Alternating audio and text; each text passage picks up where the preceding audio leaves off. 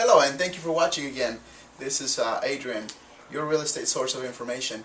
Last week I talked about the 17-day contingency rule that is defaulted on the contract for a buyer. And I talked a little bit about the benefits that buyers have when entering an escrow and selecting a property, and the rights they have of disclosures and to review the property for the 17 days, and then the right to cancel. So the question I got from somebody was, what about sellers? Do they have a right, and how do they protect themselves? Because really when a seller selects a buyer and they go into escrow, they literally take the property off the market and select that buyer for that home. Well, as a seller, what happens is you're running the risk of many different things that buyers go through. For example, they go through an inspection and they find that they're not satisfied with something that's wrong with the property. It could be a plumbing issue, it could be a minor issue, and the selling agent representing the buyer may or may not know how to properly disclose that to the buyer and how to make sure the transaction keeps flowing. In other words, they don't know how to communicate that to their buyer. The other thing they run across is something we call buyer's remorse.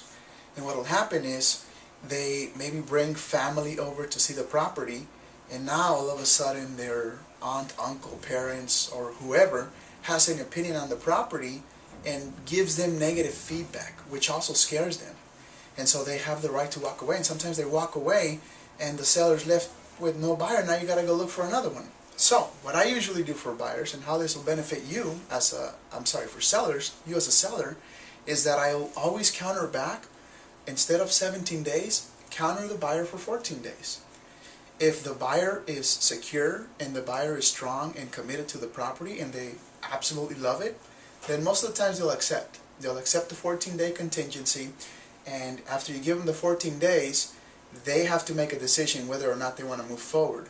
Now, as a seller, you can also counter back the deposit. Usually I talked about, for buyers, 1 to 2% of whatever they offer is usually a good deposit. So let's say your house is selling for $300,000 and the buyer's deposit is $3,000. Maybe you want to counter that back to $5,000, make it a little stronger.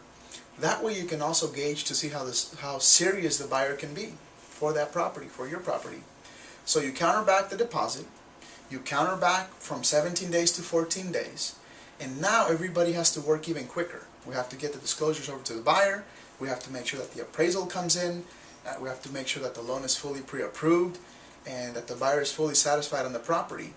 What happens if they cancel after the 14th day?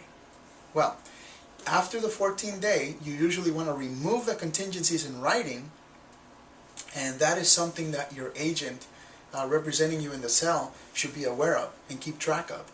Once they remove the contingencies in writing, and for some reason the buyer decides to walk away, maybe they're concerned about something, or maybe they no longer qualify for the loan, whatever the case may be, after the 14 days they can still walk away, but the seller remains there or has the right to keep the deposit.